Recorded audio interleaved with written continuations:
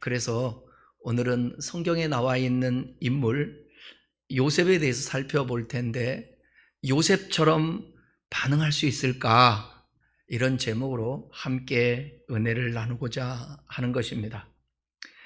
반응이라는 이 단어는 어떤 자극이나 작용을 받아서 어떤 현상이 일어나는 일을 말합니다. 그러니까 바람이 작용을 하잖아요. 그러면 거기에 대해서 반응할 때 움직이게 돼 있는 거죠. 존재하는 모든 것은 반응하게 되어 있습니다. 특별히 하나님의 형상을 닮은 사람은 태어나면서부터 죽을 때까지 자극이나 작용을 받으며 사는 존재입니다. 하나님은 사람을 창조하시고 우리가 살아가면서 어떤 일들이 나타날 때 어떻게 반응하며 살아야 할지를 성경을 통하여서 가르쳐주고 있습니다. 그래서 하나님의 말씀을 통하여 바로 이해하고 깨달은 사람은 어떤 상황에도 우리에게 유익되고 하나님이 원하시는 쪽으로 반응하게 되어 있습니다. 그런데 하나님에 대한 이해와 하나님을, 성경을 알지 못하고 또 알아도 그렇게 살아낼 수 있는 그 힘이 없을 때에는 하나님과 반하여서 반응하며 사는 것입니다. 오늘은 우리가 살아가면서 어려움을 당할 때 어떻게 반응해야 되는가 함께 살펴볼 텐데, 걱정과 근심, 원망, 분노, 이것들은 나쁜 일이 생기는 것을 막아주지를 못합니다. 좋은 일을 즐길 수 없게 만들 뿐만 아니라 내일의 슬픔을 덜어주는 것이 아니라 오늘의 힘을 빼앗아가는 것입니다. 그러니까 여러분, 걱정으로 반응하고 근심으로 반응하고 원망과 불평으로 분노로 반응하면 안 되는 거예요. 어떤 좋은 일도 일어날 수가 없어요. 어떤 나쁜 일들을 막을 수가 없어요. 우리가 잘 아는 성 어거스틴은 말합니다. 고통은 누구나 동일하게 당하는 것이지만 고통을 당하는 사람의 반응은 다르다. 맞죠? 숙명적으로 다가오는 누구나가 있는 이 고통은 동일하게 오는데 거기에 대해서 반응하는 것은 서로가 다르다라는 것입니다. 우리는 하나님을 믿는 사람이라면 고통 중에서도 마음가짐이 달라야 하는데, 이 고난이 어떤 이유에서인가? 이 고난 속에 하나님의 뜻은 또 무엇인가? 이 고난을 어떻게 극복할 것인가 등을 생각하면서 기다려야 할 것입니다. 사람이 어려운 일을 당하면 그것에 대한 반응은 대략 6가지로 구분되어 나타난다고 학자들은 얘기합니다. 한번 여러분은 어떤 유형에 속하는지 한번 보십시오. 첫 번째는 기피형 또는 은둔형입니다. 어떤 어려움이 오면 도망치려고 한다는 거죠. 가족도 버려요. 직장도 버려요. 도망칩니다. 해외로까지 도망칩니다. 두 번째는 절망형 또는 자학형입니다. 나는 이제 망했다고 스스로 절망해버립니다. 나는 끝났다고 생각합니다. 그래서 더 이상 생각이고 뭐고 할 사이가 없습니다. 그러니까 마지막에는 자살까지도 쉽게 해버리는 거죠. 인생 포기하는 것입니다. 세 번째는 책임 전가형입니다. 잘못된 책임을 항상 남에게 돌립니다. 모두 다른 사람의 탓으로 돌려요. 내 책임이 아니라는 거예요. 내가 부모 못 만나서 그렇다는 거예요. 내 환경이 잘못돼서 그렇다는 거예요. 사람을 잘못 만나서. 네 번째는 원망형 또는 분노형입니다. 원망하는 마음이 하늘을 찌르죠. 그래서 분을 삭히지 못하고 욕설을 퍼붓습니다. 험한 말들을 내뱉습니다. 마치 이스라엘 백성들이 광야에서 모세와 아론을 원망하던 그런 마음입니다. 왜 우리를 출애굽시켜 이 광야에서 죽게 만드느냐고. 신앙인들은 이렇게 말하죠. 하나님이 나를 불렀다면서요. 하나님이 나에게 은혜를 주셨다면서요. 아들을 아끼지 않고 우리에게 주셨다면서요. 그런데 나의 이 고통 하나도 해결해 주지 않나요, 하나님? 이런 원망, 그리고 분노, 그리고 하나님 앞에 따지듯이 하나님 언제까지 해결해 주시지 않으면 나 이제 더 이상 하나님 믿지 않을 것입니다. 절대로 하나님하고 여러분 다투거나 흥정하려고 하지 마십시오. 하나님 양보 안 합니다. 하나님 지지 않습니다. 그런 부분에 있어서는 여러분들을 설득하면 설득했지. 5번째는 전투형입니다. 이것은 뭐냐? 다짜고짜로 싸우려고 대듭니다. 막 집어 던져요. 어떤 어려운 일 닥치면 폭력을 씁니다. 심하면 살인까지 합니다. 마지막으로 성숙형입니다. 이것은 억지로도 아니고 원망도 아니고 절망한 것도 아니고 침착하게 말없이 생각을 깊이 하는 것입니다. 고난 중에서도 무슨 뜻이 있을 것이라고 그렇게 생각하면서 참고 기다리는 사람입니다. 이렇게 사람은 고난을 만나면 여러 가지 다른 반응을 나타내면서 살아갑니다. 여러분 제 설교를 많이 들어서 아시겠지만 신약 성경에서 제가 좋아하는 인물이 누구라고 그랬죠? 모르시는군요. 바울이라고 그랬죠. 구약 성경에서 제가 제일 좋아하고 닮고 싶은 인물은 오늘 본문에 등장하는 바로 요셉입니다. 왜냐하면 요셉은 어떤 상황에서도 긍정적으로 반응한 사람이기 때문에 그렇습니다. 그래서 오늘 설교의 제목을 요셉처럼 반응할 수 없을까라고. 성경에 나와 있는, 왜 성경이 중요하냐면 성경에 나와 있는 모든 사람, 그 중에서도 하나님 앞에 쓰임받은 사람이든 평범한 사람이든 모든 인생이 다 고난과 힘든 삶들을 다 살았다라는 거예요. 인생 고해라고 말하죠. 맞아요. 성경에 나온 인물도 그렇다라는 거예요. 그래서 우리도 예외가 아닙니다. 지금 아무런 일들이 일어나지 않았다고 해서 나는 요즘 행복해, 나는 문제없어, 피할 수 없는 것입니다. 인생은 사계절과 같은 거예요. 그렇기 때문에 평상시에 면역성, 신학의 면역성과 맷집을 갖지 않으면 안 되는 거예요. 성경에 나온 인물 중에서 요셉 손꼽죠. 참 고난을 많이 당하고 힘든 삶을 살았던, 성경에서 대성통곡을 했다라는 사람 거의 없어요. 요셉 외에.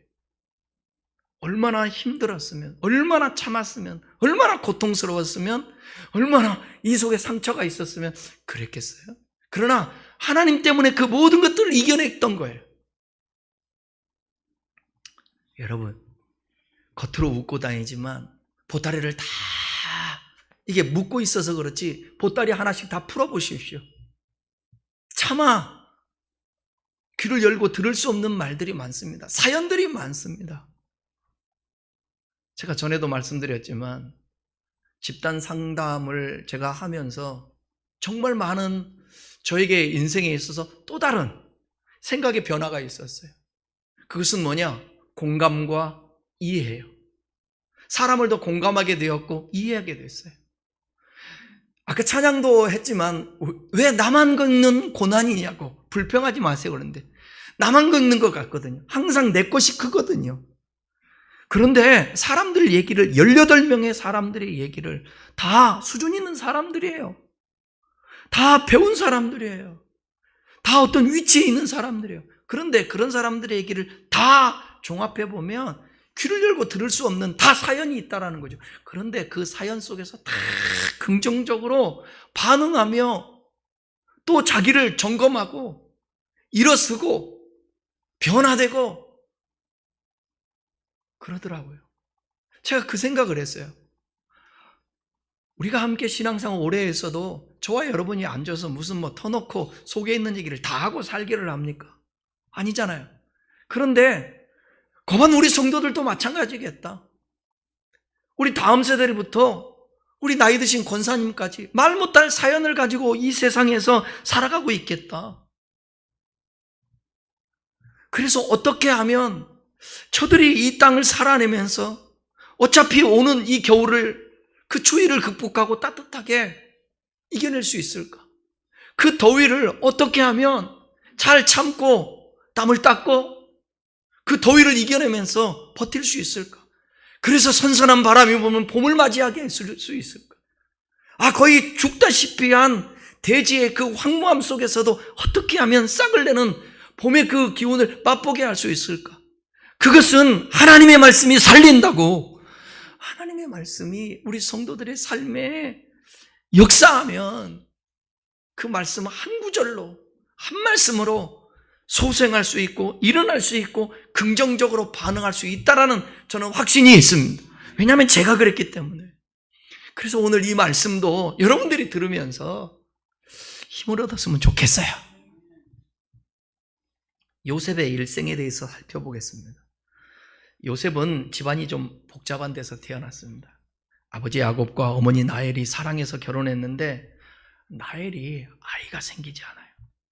그래서 라헬의 언니 레아와 종들인 빌하와 실바에게서 난 형제와 나중에 자신과 같은 배에서 태어난 베냐민까지 12명의 이복 형제들이 함께 살았습니다. 여러분, 이 가정을 생각해 보세요. 평범하지 않은 가정. 그죠? 요셉이라는 남편 하나와 지금 4명의 부인이 함께 혼재되어 살아요. 거기에 자녀들이 다 각자가 있어요. 요셉은 어려서 어머니 라헬을 잃게 됐습니다. 동생 베냐민을 낳다가 엄마가 죽게 된 거예요. 여기서부터 요셉의 고난이 시작됩니다. 요셉의 생애를 보면 많은 사건들이 있었지만 특별히 4번의 사건들이 있게 되었는데, 첫 번째, 아버지 야곱의 편애와 꿈꾼 얘기를 형들에게 했다가 광야에서 형들에 의해서 미디안 상인들에게 팔려 애굽에서 11년 동안을 그가 노예 생활을 한 것입니다. 둘째는 애굽의 시위대장 보디발의 아내가 집요하게 그를 유혹해 올 때 그녀의 유혹을 거절했다는 이유로 억울하게 누명을 쓰고 2년 동안 감옥 생활을 해야 했던 것입니다. 세 번째는 애굽의 총리 대신이 되어 7년 동안 애굽에 임한 극심한 기근과 가난 속에서 나라와 민족을 구해내야 하는 그런 어려운 임무를 감당해야 할 때였습니다. 네 번째는 자신이 바랐던 형제들과의 만남입니다. 이런 사건 속에서 요셉은 하나님을 믿는 신앙으로 반응했던 것을 우리가 볼 수 있어요. 첫 번째 생각할 것은 뭐냐? 상처를 극복하는 신앙 반응입니다. 어려서 엄마가 돌아가셨어요. 엄마 없는 하늘 아래의 삶이 고통이었을 것입니다. 제 친구 목사가 지난주에 자기 조카 사위가 심장마비로 갑자기 죽었다고 속초에 갔다 왔어요. 근데 애가 셋이에요. 초등학생부터 미취학 애들 있고 그 다음에 5살 먹은 아이 있고, 그 5살 아이를 보는데 울컥하더래요. 왜 그랬느냐? 자기가, 내 친구 목사가 5살 때 아버지가 돌아가신 거예요. 그래서 지금까지 살아오면서 그 받았던 그 아픔들, 아버지에 대한 그 사모함, 초등학교 때 아버지가 없으니까 나도 아버지가 있었어요. 그러니까 조실부모 하게 되면 상처가 없을 수가 없어요. 얼마나 요셉이 외로웠을까요? 엄마가 없으니까 아버지 야곱이 요셉을 챙긴다는 것이 뭐가 됐느냐? 다른 이복 형제들한테는 편애가 되었다는 거예요. 그 편애가 무엇을 낳아요? 질투, 시기, 미움을 받았습니다. 그러니까 형제들에게 나중에 말을 잘못해, 꿈 얘기 잘못했다가 버림을 받아요. 10수년을 함께 살아온 형제들에게 발가벗겨지고 구덩이에 빠지고 노예로 팔렸습니다. 그것도 가장 예민한 청소년의 시기에 아마 예상하기로는 너무 큰 충격에 한동안 실어증에 빠지지 않았을까. 어린 나이에 노예가 되어 이루 말할 수 없는 고생을 하게 되었습니다. 상처 중에 믿었던 사람에게 당하는 상처, 또 가족들에게 당하는 상처가 제일 큰 거예요. 혹시 여러분들 누군가에게 상처를 가족들에게 준 것이 있으면 그거를 한 번쯤은 사과를 하든 기도를 해주든 그게 있어야 되지 않을까? 애굽의 보디발의 집에서 종살이 할 때 인정을 받아 상처가 치유될 만할 때 보디발의 아내에게 누명을 떴어요. 그리고 감옥에 갇혔을 때 얼마나 억울했을까요?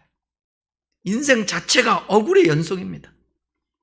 그러나 이 모든 상처를 이겨냈다라는 거예요. 상처가 별이 됐다라는 거예요.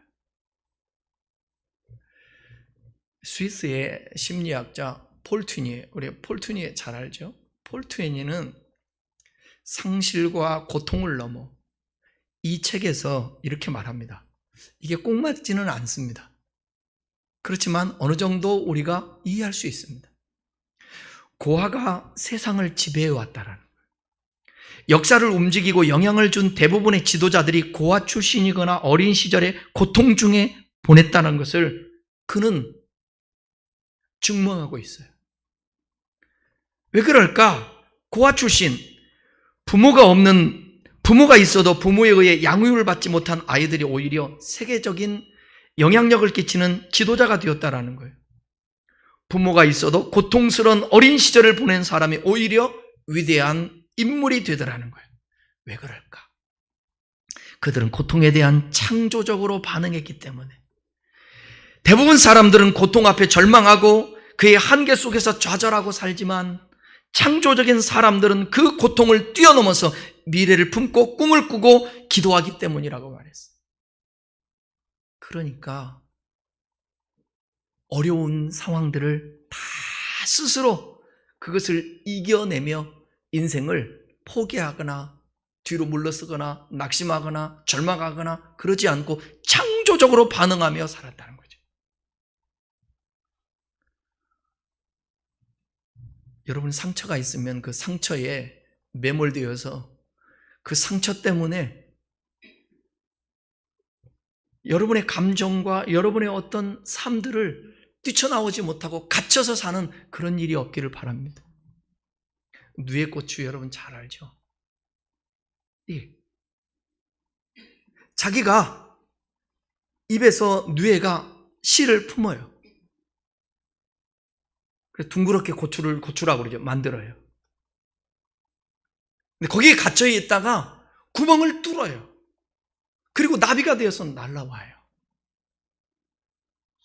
자기가 만들어 놓은 자기 속에 갇혀 있는 그 상처에서 여러분 뛰쳐나와야 되는데 그 구멍이 뭐냐? 그게 바로 이런 예배를 통하여서 하나님 말씀을 통하여서 묵상을 통하여서 생각을 통하여서 기도를 통하여서 하나님의 역사로 이게 나와야 되는 거예요. 갇혀 있으면 그리고 그 상처 속에 누군가를 탓하면서 우울해하고 고통 가운데 있으면 좋아하는 건 마귀예요. 그러다가 사망의 상품가가 되는 것이에요. 생명을 주시는 예수가 있기 때문에 우리는 늘 언제나 그분 앞에 나아가서 우리의 상처 속에서 뛰쳐나와야 되는 거예요. 요셉은 유혹을 이겨내는 신앙의 반응을 했습니다. 요셉의 삶 속에서 가장 어려웠던 것은 다름 아닌 이 유혹이라는 거예요. 왜냐하면 사람은 환난과 고통 때문에 넘어지기보다는 유혹 때문에 넘어지는 일이 많기 때문에 요셉의 생애에 있어서 그가 애굽 총리로서 2인자가 되어 나라를 잘 다스리고 오랜 기근의 시련을 잘 극복한 것보다는 청년의 나이에 받은 유혹입니다. 보디발의 아내로부터 집요하게 끈질긴 유혹을 받았을 때 자기의 신앙과 윤리의 정조를 잘 지켜 유혹을 물리친 그 사건이 더 위대하고 훌륭한 삶의 모습인 것입니다. 만약에 이 유혹에 실패했다면 요셉은 애굽의 총리 대신으로 발탁되지도 못했을 뿐만 아니라 고향에 있는 아버지와 형제들을 오랜 기근에서 구해내지 못했을 것입니다. 마귀의 음성은요, 부드럽고 달콤하여 누구나 한 번쯤은 그렇게 해보고 싶은 충동이 일어나게 되는 것입니다.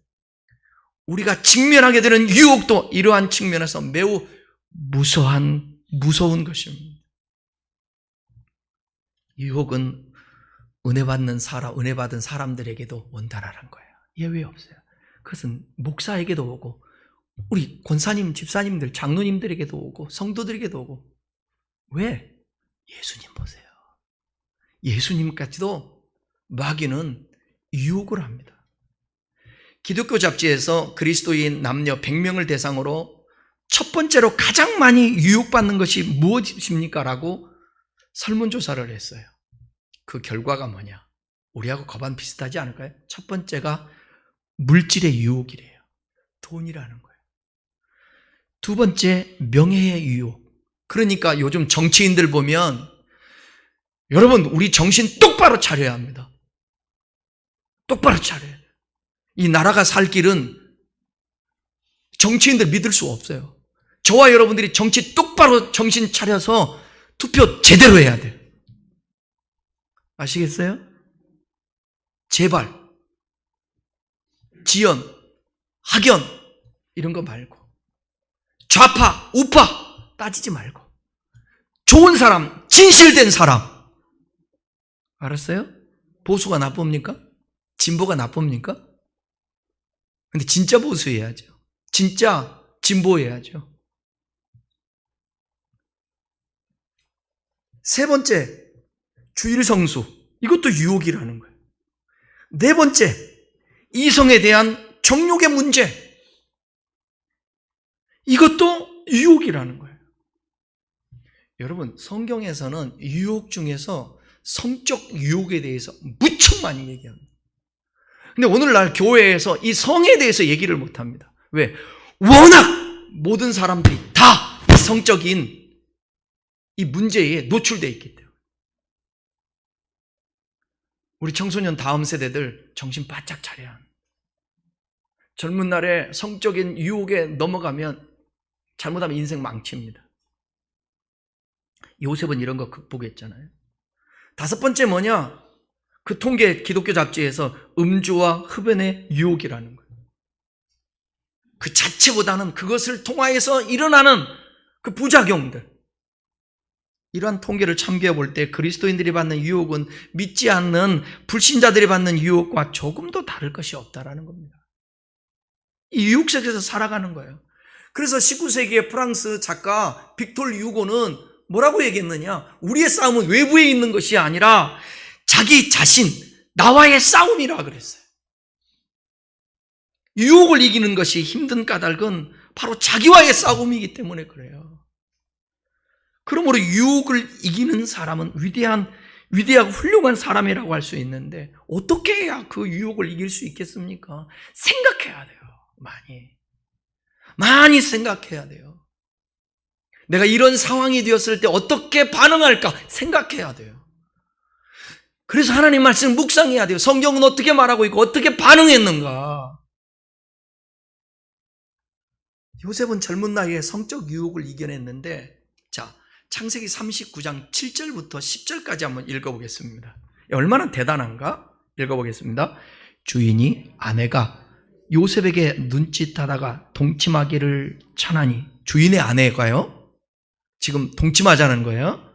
요셉이 거절하며 자기 주인의 아내에게 이르되, 내 주인이 집안의 모든 소유를 간섭하지 아니하고 다 내 손에 위탁하였으니 집에는 나보다 큰 이가 없으며 주인이 아무것도 내게 금하지 아니하였어도 금한 것은 당신뿐이니 당신은 그의 아내임이라. 그런즉 내가 어찌 이 큰 악을 행하여 하나님께 죄를 지으리이까. 여인이 날마다 요셉에게 청하였으나 요셉이 듣지 아니하여 동침하니 아니할 뿐더러 함께 있지도 아니하였더라. 젊은 날이에요. 혈기왕성할 때예요. 그런데 주인이 하는 말이, 네가 뭐든지 다 마음대로 하지만 내 부인 손대면 안 돼. 그 말을 귀에 담고 자기를 지킨 것입니다. 요셉은요, 하나님 앞에서 살고 있다는 사실을 알았어요. 하나님께서 지켜보고 계시다라는 것을 그는 믿었어요. 시편 119편 1절에서 3절 한번 읽어봐요. 여호와 주께서 나를 살펴보셨으므로 나를 아시나이다. 주께서 내가 앉고 일어섬을 아시고 멀리서도 나의 생각을 밝히 아시오며 나의 모든 길과 내가 눕는 것을 살펴보셨으므로 나의 모든 행위를 익히 아시오니. 여기 보면 아신다는 단어가 세 구절 속에 1절에 한 번, 2절에 두 번, 3절에 한 번. 안다는 거예요. 하나님이 다 알아요. 사람은 몰라도 하나님은 다 알아요. 골방에서 일어나는 일도 알아요. 아니, 내 가슴 속에, 이 심장 속에, 내 양심 속에 일어나는 것도 하나님이 다 알아요. 그래서 주님 앞에 안다라는 사실을 인식하고 하나님, 제 마음에 이러한 것들이 일어납니다. 고백해야 돼요. 저를 도와주세요. 기도해야 돼요. 요셉은 하나님과 함께 했기 때문에 유혹을 이겼대요. 그래서 이 사건이 나오는 창세기 39장에 보게 되면 하나님이 함께 하셨다라는 단어가 몇 번 나오냐면 4번 나와요. 하나님이 함께. 하나님이 함께 했다. 그럼 하나님이 함께 했다라는 그걸 어떻게 우리가 느끼고 알 수 있어요? 지난주 월요일 날 학교에서 중국의 유학생이야. 유학생인데 이 청년이 선교사래요. 선교사인데 상담 공부하러 왔다고 그러면서 함께 조별 토의를 하는데 끝나고 나서 시간이 너무 부족해서 교실로 들어가다가 강의실로 들어가다가 저를 따라오면서 그러대요. 목사님, 하나님과 어떻게 함께하는 것을 느낄 수 있어요? 하나님의 함께하심이 뭐예요? 이걸 물어보더라고요. 길게 설명할 수 없고 간단히 설명한다면 하나님의 말씀이 육신이 되어 이 땅에 오셨다고 그랬잖아. 말씀이 하나님이야. 내가 어떤 생각을 하고 어떤 일을 결정을 하고 그럴 때에 하나님의 말씀이 버뜩버뜩 생각이 나면서 그 말씀에 의해서 내가 작용되는 거, 반응하는 거, 이게 하나님이 함께하는 거야. 이해하셨어요? 하나님이 함께한다는 거. 기운으로 함께하려고 바람이 불어서 막 뭐가 오듯이 움츠려지고 이걸 하나님의 역사하시, 그럴 수도 있겠죠. 저는 초자의적을 믿으니까. 그보다도 하나님 말씀이 떠올라요. 그 말씀인데 양심을 막 때려요. 그 말씀 때문에 힘이 나요. 이게 하나님의 함께하심의 증거입니다. 오늘날에 요셉은 하나님이 함께한다라는 사실, 수도 없이 들었던 하나님의 말씀들 그래도 있었을 거 아니에요. 그리고 주인이 한 말 머릿속에 있잖아요. 또 생각할 것은 뭐냐면 하나님의 섭리를 믿는 신앙 반응입니다. 이거 매우 중요한 것입니다. 오늘 함께 읽은 본문은 험난했던 130년의 인생을 살고 세상을 떠난 야곱을 그의 소원대로 가나안 땅 막벨라 굴에 장사하고요, 애굽에 돌아와 형들과 대화하는 내용입니다. 형들은 아버지가 죽자 그동안 자신들이 노예로 팔았던 동생이 보복할까 봐 두려운 거예요. 잘못하면요 항상 두려움이 따라와요. 언젠가는 이 잘못한 것이 들통나면 어떨까? 보복당하면 어떨까? 그래서 아버지의 유언이라 하면서 자신들이 행한 악을 용서해달라고 자기 동생에게 앞에서 엎드려요. 그 내용 한번 읽어볼게요. 같이 읽어봐요. 오늘 본문에 나오는 15절에서 18절. 요셉의 형제들이 그들의 아버지가 죽었음을 보고 말하되 요셉이 혹시 우리를 미워하여 우리가 그에게 행한 모든 악을 다 갚지나 아니할까 하고 요셉에게 말을 전하여 이르되 당신의 아버지가 돌아가시기 전에 명령하여 이르시기를 너희는 이같이 요셉에게 이르라 내 형들이 내게 악을 행하였을지라도 이제 바라건대 그들의 허물과 죄를 용서하라 하셨나니 당신 아버지의 하나님의 종들인 우리 죄를 이제 용서하소서 하며 요셉이 그들이 그에게 하는 말을 들을 때에 울었더라. 그의 형들이 또 친히 와서 요셉의 앞에 엎드려 이르되 우리는 당신의 종들이니이다. 하나님이 역사하는 섭리를 보십시오. 자리를 바꿔놓잖아요. 그죠? 누명을 씌우고 구덩이에다 집어넣고 상인들에게 팔아버리고 노예되게 하고 그랬던 형들이 무릎을 꿇어요. 그리고 동생한테 당신의 종들이라고. 그때 요셉이 형제들이 하는 말을 들을 때에 울었다고 말하고 있습니다.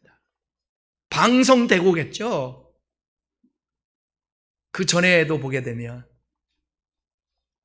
왜 울었을까? 만감이 교차했을 것 같아요. 어린 나이에 받았던 상처와 애굽의 노예로 팔려와서 고생했던 것들이 주마등처럼 아마 지나갔을 거죠. 이제 와서 두려워 떨고 있는 형제를 보면서 어떻게 하지도 못하고 치근한 마음에 또 울었을 거예요. 요셉이 이렇게 말합니다. 19절부터 21절 한번 읽어볼게요. 같이 한번 여러분 읽어봐요. 시작. 요셉이 그들에게 이르되 두려워하지 마소서. 내가 하나님을 대신하리. 당신들은 나를 해하려 하였으나 하나님은 그것을 선으로 바꾸사 오늘과 같이 많은 백성의 생명을 구원하려 하시려 하셨나니 당신들은 두려워하지 마소서. 내가 당신들과 당신들의 자녀를 기르리이다 하고 그들을 간곡한 말로 위로하였더라. 19절에 하나님을 대신하리까? 내가 하나님을 대신하겠습니까? 심판은 하나님께 속한 것인데 어찌 내가 하나님의 그 자리에 앉아서 대신 형들을 심판할 수 있겠습니까? 라고 반어적으로 그렇게 말해요. 이것은 강한 부정 아니겠습니까? 이 같은 요셉의 모습에서 모든 것을 하나님께 맡기는 그의 신앙을 볼 수 있습니다. 하나님의 섭리 속에서 되었다라는 믿음이에요. 이 하나님의 섭리를 믿는 이 믿음, 그렇게 반응하지 않고서는 이렇게 말할 수가 없어요. 아, 하나님이 다 섭리해서 그랬다. 하나님의 뜻 안에 있다. 그렇게 받아들여야 여러분들의 과거의 상처든 원수든 다 용납할 수 있게 되는 거예요. 여러분, 하나님을 대신할 수 없습니다. 우리가 하나님께 맡기는 거예요. 20절에서는 뭐라고 얘기했습니까? 당신들은 나를 해하려 하였으나 하나님은 그것을 선으로 바꾸사. 이 말씀은 요셉의 형들은 악을 도모하였지만 하나님께서는 이 일을 그대로 사용하시면서 새로운 방향으로 바꾸셔서 가장 선한 결과를 주셨다. 여기서 선이라는 이 단어는 제가 많이 옛날에도 설명을 했었는데 히브리어로 토브라는 단어예요. 이 토브라는 이 단어는 좋은 것, 이익, 번영, 복지, 그 절망스러운 것, 고통스러운 것, 어떻게 보면 악을 복으로, 아름다움으로, 이익으로 좋은 것으로 바꿔줬다는 거예요. 성도들은 그 어떠한 경우에도 하나님께서 합력하여 선을 반드시 이루실 것을 믿음으로 그 어떤 고난 가운데서도 꿋꿋이 신앙을 지켜야 합니다. 하나님을 사랑하는 자, 곧 그 뜻대로 부르심을 입은 자들에게는 모든 것이 합력하여 선을 이루느니라.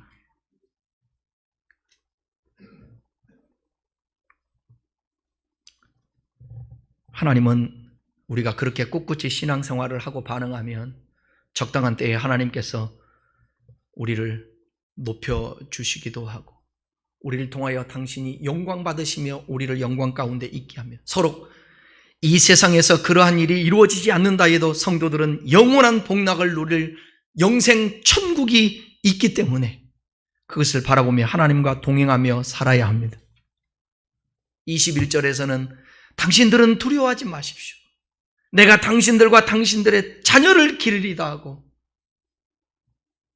그냥 위로가 아니라 간곡한 말로 위로했대요. 요셉은 악을 행했던 그 형들을 용서할 뿐만 아니라 한 걸음 더 나아가서 그 가족까지도 돌보겠다고 너그럽고 사려 깊은 마음을 가졌던 것입니다. 하나님의 섭리로 받아들이는 신앙이 이와 같이 반응할 수 있게 되는 것입니다. 그렇기 위해서는 여러분 하나님의 이 섭리를 이해하는 지혜가 필요해요. 인생을 부분적이 아니라 통으로 봐야 합니다. 모든 상황에서 함께 하시는 하나님을 확신해야 합니다. 환경이 어려워도 하나님이 함께 한다는 확신. 그리고 하나님은 이 악을 선으로도 바꾸어 역사한다는 사실. 모든 일의 판단은 하나님께서 하신다는 것. 원수까지도 용납하는 사랑이 필요하다는 것. 사람을 주목하기보다 하나님 억울해도 바라보고 견디는 것입니다. 결론입니다. 오랜 세월 고통과 슬픔으로 청년기를 보냈던 요셉은 자신의 몸에 들어온 모래알과 같은 이 고통을 이겨내고 마침내 영롱한 진주를 만들어냈습니다. 요셉은 자기의 삶을 통해 일하시는 하나님의 거대한 계획을 보았습니다.